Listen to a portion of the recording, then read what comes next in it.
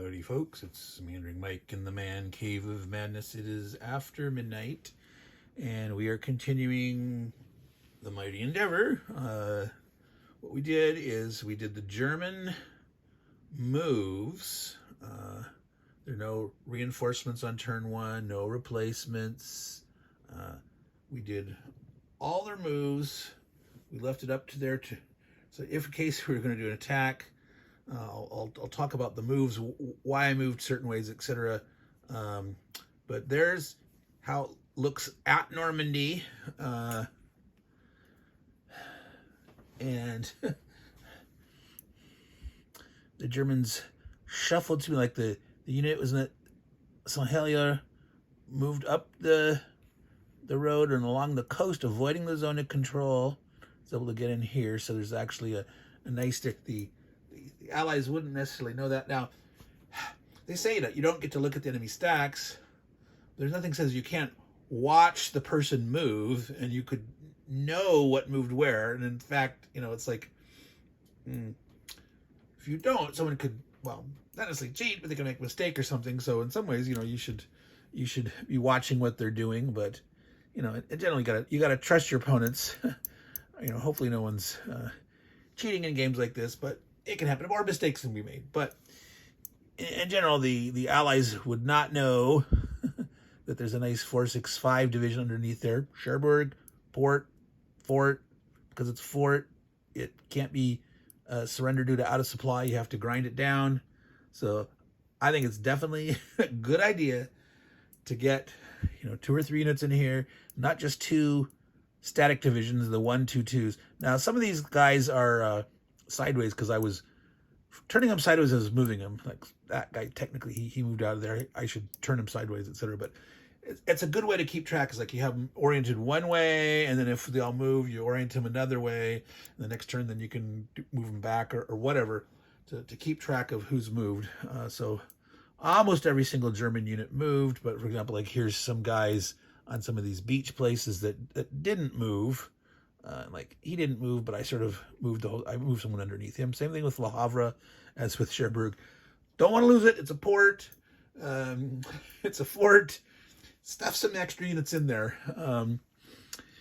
Personally, I think it's more important, to have a little, not getting every extra ounce of strength point, on the front here, than to hold the ports as long as you can. So we've done our best here to stuff this up. Like there's armor underneath here that the Allies may or may not have paid attention while the Germans are moving, but armor moved in there. There's armor here. They decided not to be right here in this hex. I think they might have been able to move 1 armor unit there or something, but I decided to not have my nose right in the middle. Let the Allies step out and have to spread out a little bit.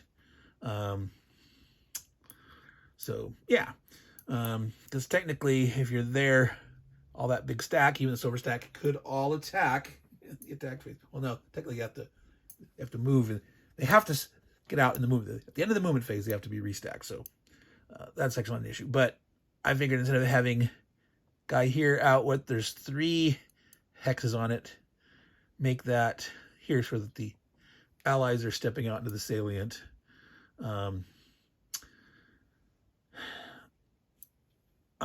plan is, and I'll do this, there's exploitation move. Now, we're about strategic movement. Strategic movement is not a standard combat system rule. It is a Mighty Endeavor rule.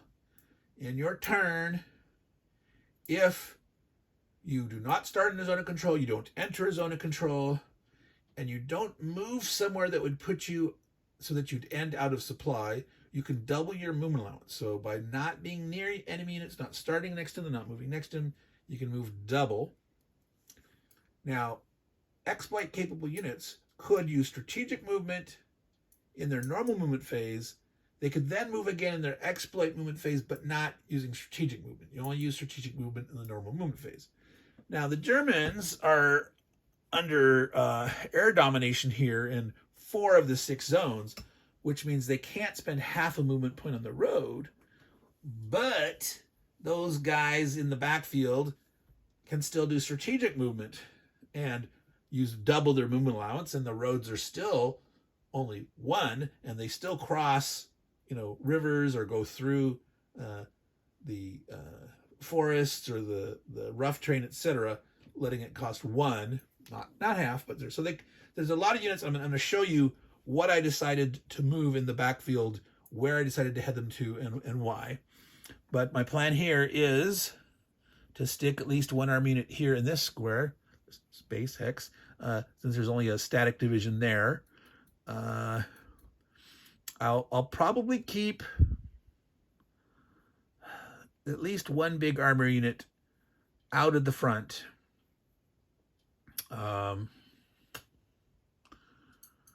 Probably this big, yeah, you can see it right on the edge there of that. This guy, there's some more armor back here that you can't see. If I zoom out, you'll see him. All right, so there's this guy here. It's nearby. There's a Luftwaffe division there. Not real strong, but it's moving up. It won't move in the exploitation phase. There's a bunch of units that were in Brittany that they're heading up, that got up to here. So he was one of the guys there, and he sort of stopped there. That's why he could only get that far. We said, okay, yeah, we'll just stop the line there. Now let's see here. I could swing this guy. Well, let's see. There's a river there, but well, if he goes around, 1, 2, 3, 4, 5, 6. Yeah. So like this guy could come over to here, and this armor 1, 2, 3, 4, 5, 6, 7, 8, 9. Nope, getting into zone of control 8. So he does not. Yeah, 1, 2, 3, crossing over on a bridge 4, 5, 6. 7. So he could just be the one out of line. I could move the big boys in. So before I do the exploitation movement, let me show you and discuss what I did. Basically, everything that was in the backfield up here moved forward following the road network the best that they could. So it's a bicycle brigade and some the armor stuff. The guys that are in these zones here and here, there was no air domination by the Allies because they only rolled 4 air points, and they could only therefore dominate 4 of the 6. So some guys moved along here pretty fast. And in the south, there was a couple units that were moving up from the southern zone that actually got into the zone 5 here, and we'll show that they're ready to move in the exploit phase up farther. I did, as I mentioned, some shuffling around to make sure that there's strong guy in Cherbourg, under there in Le Havre. I put 3 units in Boulogne-sur-Mer here. There are 2 static divisions and 1 wimpy, like a training division or something. It's not a lot, but it's now 3 steps worth instead of, or is it 4? I can't remember. They're weak units, but it's like, that's a port. And I just want to make sure that for now, we're not that desperate to move all those units out of there. So just like, hold the ports at all cost. All right. So in Brittany, there was some other units that we decided, like that started around here somewhere, that instead of heading this way, is going to come out here. The plan is to, right now he stopped in Lorient, and he'll move on to Brest next turn, and then this division here, reserve division, will be here, and we will keep like a static division and a 2-step division in each of these, just to try to deter the, I mean, certainly we don't want them landing here, but in a way we almost want them to land there, that again, that limited resources of the amount of beaches that you have. But we're just going to play really cautious about trying to defend the ports.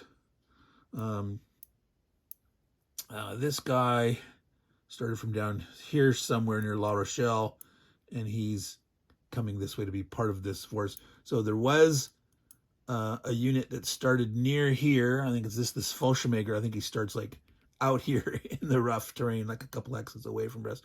But he came up here and stopped at Avranches. We had some units here that were able to, again, they're moving up along the road, spending 1 per, because this is Allied dominated air zone.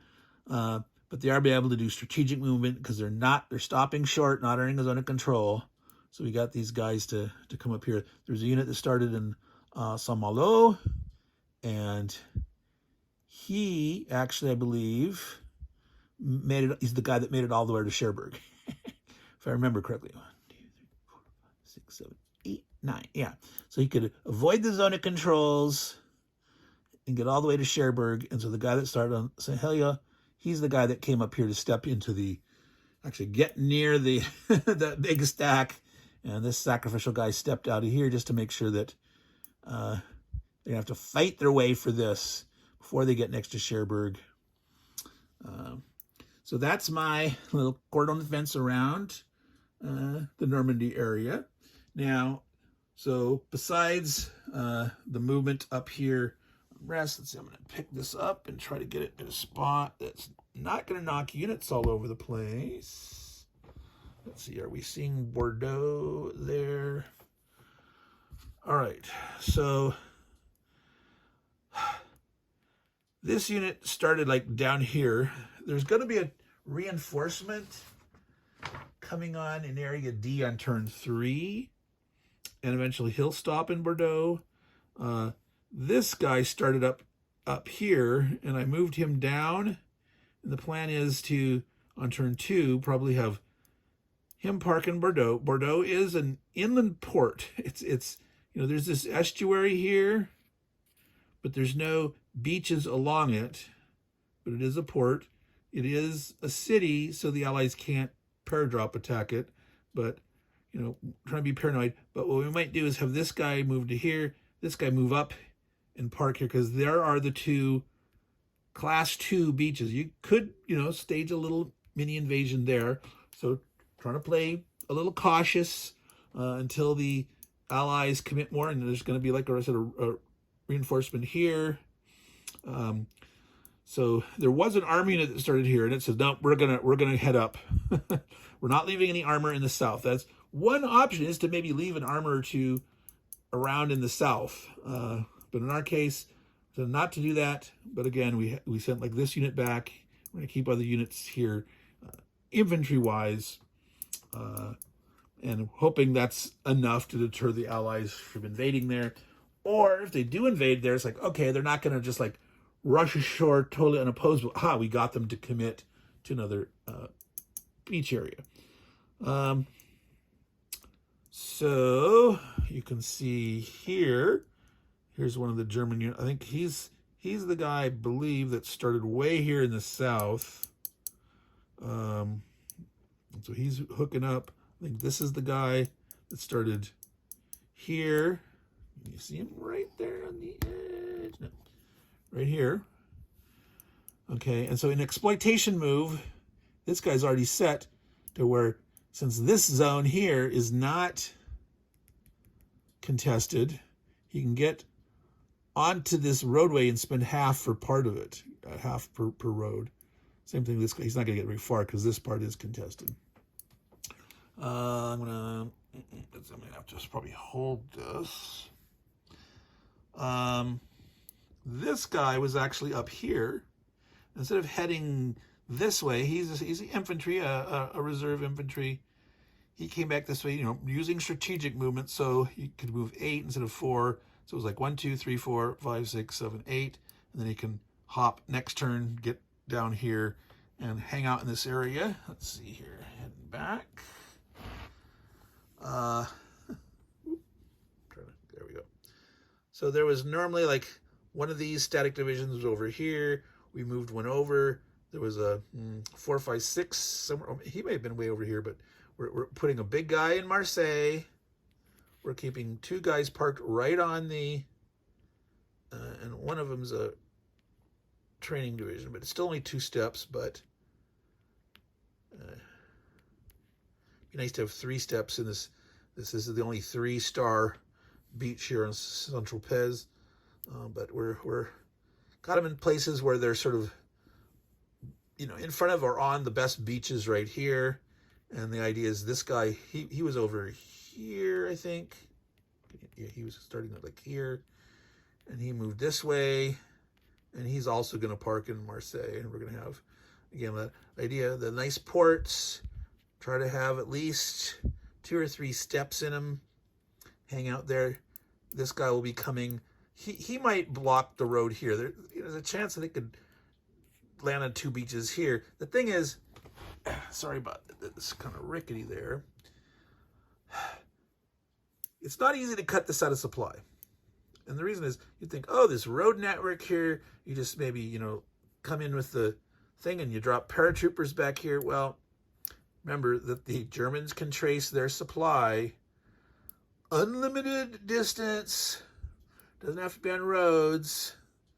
And so technically they could be tracing through this rough terrain, skirting the border of Italy and Switzerland to get their supply here. So even if the Allies sort of come into here to try to cut these guys off, technically the Germans can get their supply through these back routes. It seems kind of odd and counterintuitive in that, but that's the state of the rules at this moment. I mean, right now, you know, they could actually be technically getting supplies through from Italy. They didn't want to complicate the things by allowing movement into and through Italy, but technically they could sort of be drawing some supplies from there. But anywho, something to think about, that if you decide to do an invasion here, you know, the way, if you want to cut off Marseille, you know, it's not a fort, so you can cut it out and starve it out, but you'd have to basically, like, you know, land here and here, or land here, you know, drive in and you have a tight cordon on it here so it doesn't trace any supply and eventually could die. You don't necessarily have to assault it. Depending on what happens, you know, with the main fight here, if this clogs up well, you know, it's possible that I might move back some armor or something just in case you think, they're going to try to now make a breakout here or something. I'm really leery about lightnings too much, and I hope I didn't, but I think I'm playing smart enough here to at least protect the best stuff. And if they do try to land here soon again, they don't have, you know, a bunch of airborne. They got 1 airborne in the England box, and they have a quote unquote a landing division, a British landing division, which is like paratroop or not, gliders. And there's not a special rule about those, but there is. It's funny. You read the designer notes, and the designer says, or the series designer says, the original rules as submitted had this rule about the landing gliders, but no one used it, so we left it out. But if you want to use it, here's the rule. Well, I plan on using it. I mean, that glider unit can land in a hex where other units already are, other friendly units, including an airborne unit could drop there, and then you could also reinforce it with a thing. Now, the thing is, since it's a British landing unit, to land it in you'd have to have a British unit. So right now, I landed both the British here. In front of it, maybe I should have landed like an American here, a British here, an American there, and have that extra threat of having an airborne British unit and the landing unit there. So something to think about ahead of time. There is a med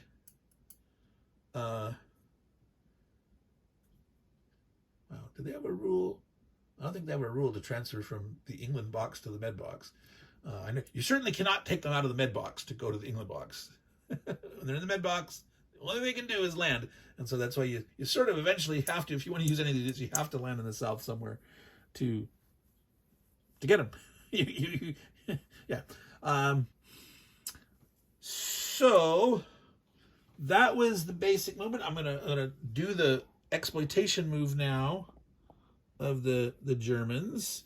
And again, like they're gonna at their face value, they're not using strategic moves. They can move 8, but this guy is now on the border of the air 5-6 zone. So the first hex will be in his zone, but so it'd be 1 to here, air zone 5, which is not suppressed, but so then he could use the road. So it's 1, 2, 3, and now he's moving into the suppressed zone 3.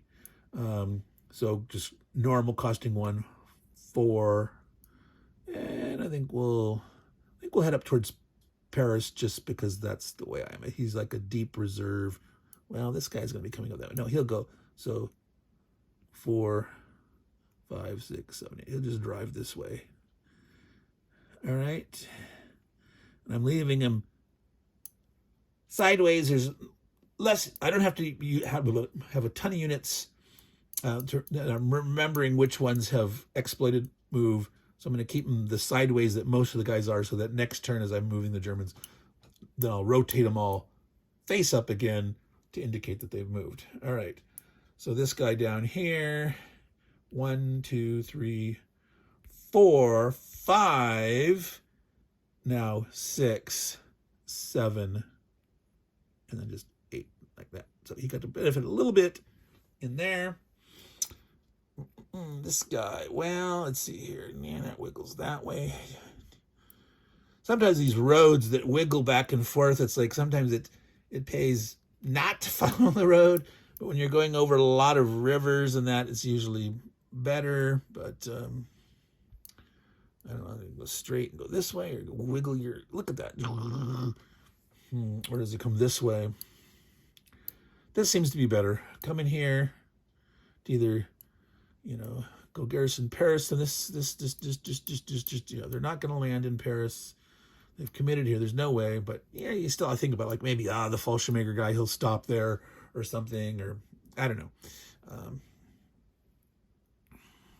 1, 2, okay, no, that's right. It's a, there's no suppression here. So we're only moving 8, no strategic, but we can still go, well, along the road, or either way. 1, 2, 3, 4, 5, 6, 6.5. But then it's going to be 1 coming out here, so the half is not going to help me. So I'm going to run to 7, 8. So there, both make it there. All right, so there are no exploits in the south. This guy here, so yeah, he could not make it to here, right? Let's see, did I miss a possibility? A way to go. 1, 2, 3, 4, 5, 6, 7, 8, 9. It's 2 additional, so no, he can't make it. So this guy, and we'll put him on top. Well, intimidation factor, we're not going to try to hide him. We're going to say, hello, here we are. Be afraid.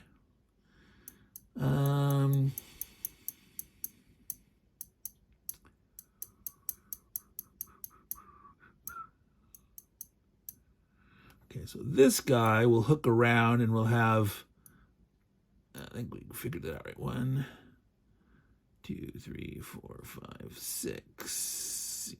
He's not entering the zone. He's going to just sit there.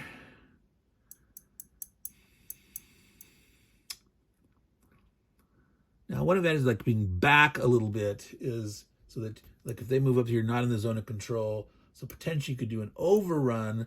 Like if they tried to drop another paratrooper out here somewhere and it got lost a step, you could potentially overrun.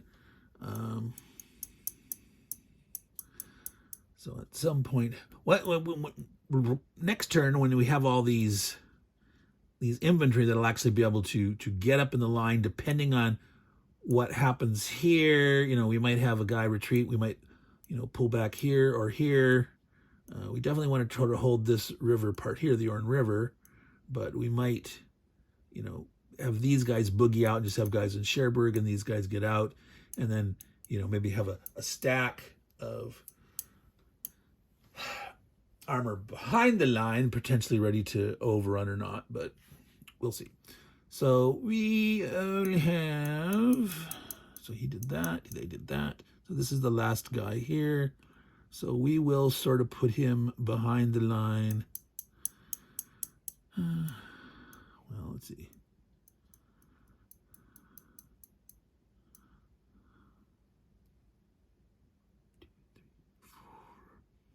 Five, 6, 7.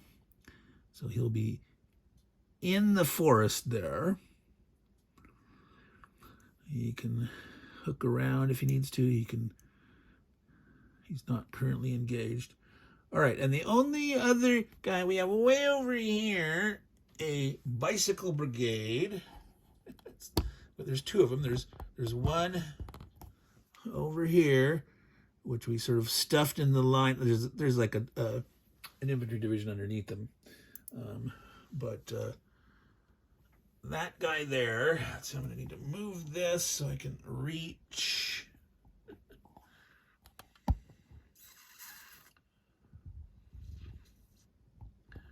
There. All right. So he is in a suppressed area. So 1, 2, 3, 4, 5, 6. Well, you know, you might want to get onto the road.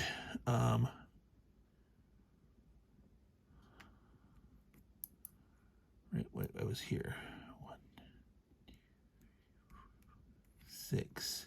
Just in case the Allies low, don't have as many support points, or they want to use some for shifts. So they might not suppress this area, for example. So being on the road, they could actually take advantage of it and move a half prep. So makes sense to be on the road. All right. So all those kind of considerations in your thought process. Now, Meandering Mike, Man Cave of Madness, Mighty Endeavor. That was the Germans' turn. So you sort of saw how I did my invasion previously with the Allies. Here's how I'm reacting with the Germans. Worrying about, well, where might else they invade? They still have the potential to land more beaches on turn 2. They may not. They may save them. In general, it's probably not a good idea. If they were in desperate straits, we have some collapsing front or part of the beach, they're desperate, you know, they have 3 big, they try to push out here. And if the Germans were foolish enough to like totally abandon the south areas, and maybe that soon you might land somewhere else. But I think it doesn't make sense probably for the Allies to try to land on turn 2 or 3. But again, you got to pay attention to what the Germans are doing. The Germans have to decide how much they want to rush forward in that. So we'll see how this is. So I probably won't film turn 2. I'll just play. And like I said, I will stop and do filming if there's something that is important enough to give an example of some rule aspect or some particular tactic that's important or whatnot. So this might be the last that you see until I do my after action review. I'm gonna finish this game tonight and tomorrow to make sure it's done by the end of the year. So I'll post this video up. Won't splice anything to this one. This will be a standalone.